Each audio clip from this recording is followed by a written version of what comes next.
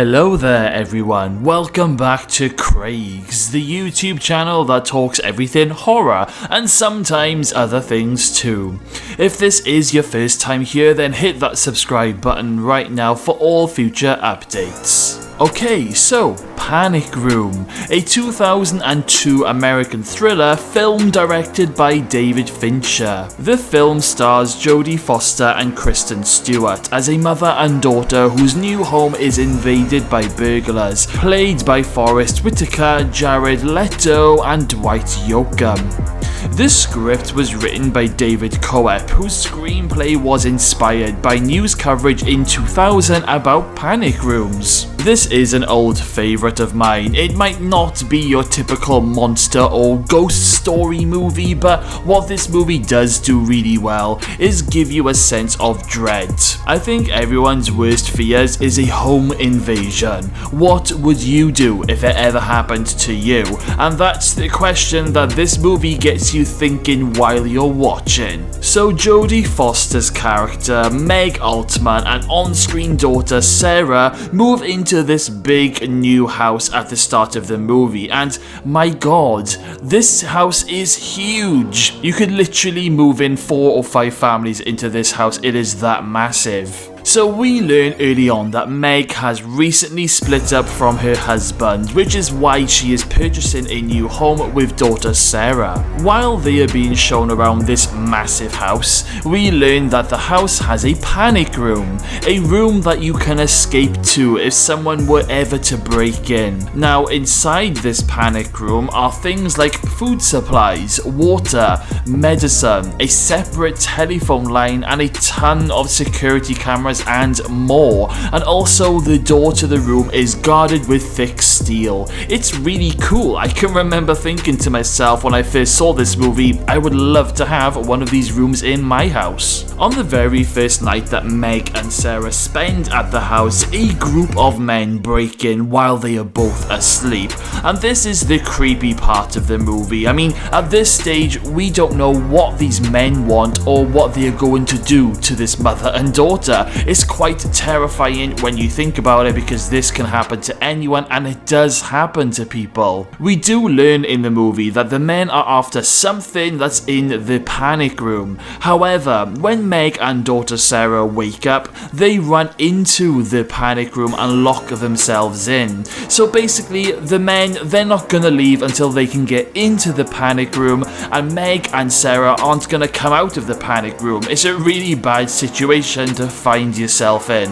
One of these men, called Burnham, runs a company who builds and sells these panic rooms. So he knows how these panic rooms work, and he knows that he needs to disconnect the separate phone line so Meg can't call the police, which of course he does. And most of the film is then a huge cat and mouse game of the men trying all sorts of ways to try and get into this panic room. There are moments in this movie that are quite violent, and there is a particular scene where Meg's husband arrives at the house and he's pretty much brutally beaten and attacked by one of the men. But a lot of it happens behind a doorway, and we just listen to the beating, which of course is left to our imagination, so we all paint a horrifying picture in our heads, and trust me, my heart was pounding during this scene. It literally sounds like that you're just there listening to someone being brutally murdered to death, and Meg and Sarah, they can't do anything to help because they are stuck in the panic room. This movie plays on a number of different fears. I've mentioned the home invasion part of the movie, but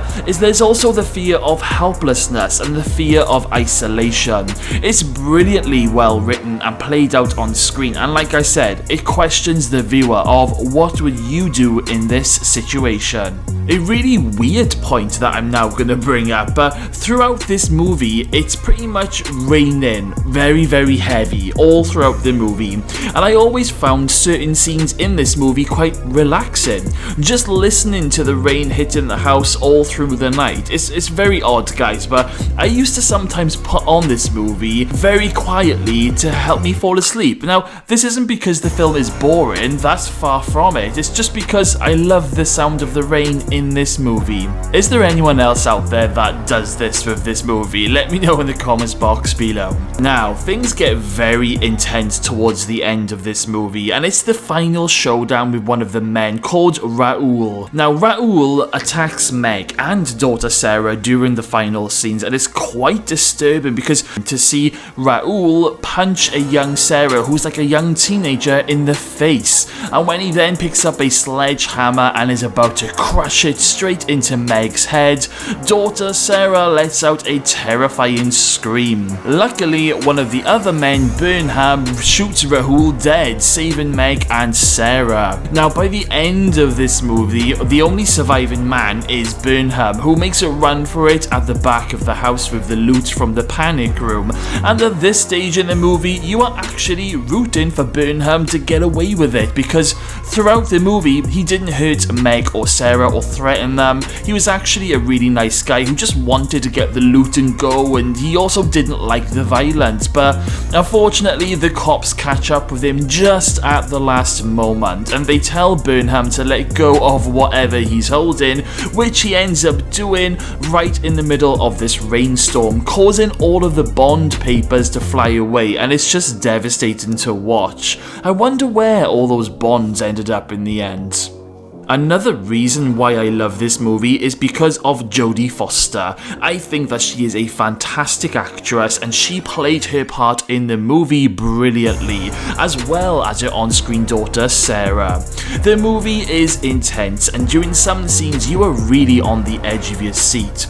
Like I said earlier, it may not be your typical horror movie with a crazy monster under the bed, and I suppose I would actually call this movie more of a thriller than a horror, but it's still amazing and just definitely worth a watch, guys, if you've never seen it before. So let's take a look over at the Internet Movie Database and Rotten Tomatoes to see how this movie is rated. So over on the Internet Movie Database, at the time of me making this video, it's currently scoring a 6.8 out of 10, which actually isn't a bad score. I did think it would rate a little bit higher, but let's take a look at some of the user comments. Well directed home invasion thriller. If absolutely nothing else, we can always count on Jodie Foster.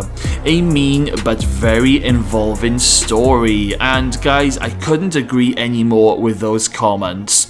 Okay, let's take a look on Rotten Tomatoes. So, it has a tomato meter score of 76%. and an audience score of 64%. And I actually am quite happy with these scores. The audience score kind of matches the score on the Internet Movie Database, but the tomato meter is much higher than what I thought it would be, and I totally agree with it. So I am going to give Panic Room a personal score of 7.7 out of 10 because the movie is great. It ticked a lot of boxes for me. It was very different to anything that I'd ever seen recently at that time in 2002, and it kept me on the edge of my seat. So that's my opinion on Panic Room, but now I want to hear your opinions. Let me know, are you a fan of this movie, or was it not your cup of tea? There's no wrong or right answers here, guys. Everyone's opinion is gratefully received on this channel, so let me know all of your thoughts in the comments box below. Okay guys, well, if you're still here, then thank you all for watching and sticking around until the end of the video. Make sure you smash that subscribe button, stay safe, and I will see you all again very soon.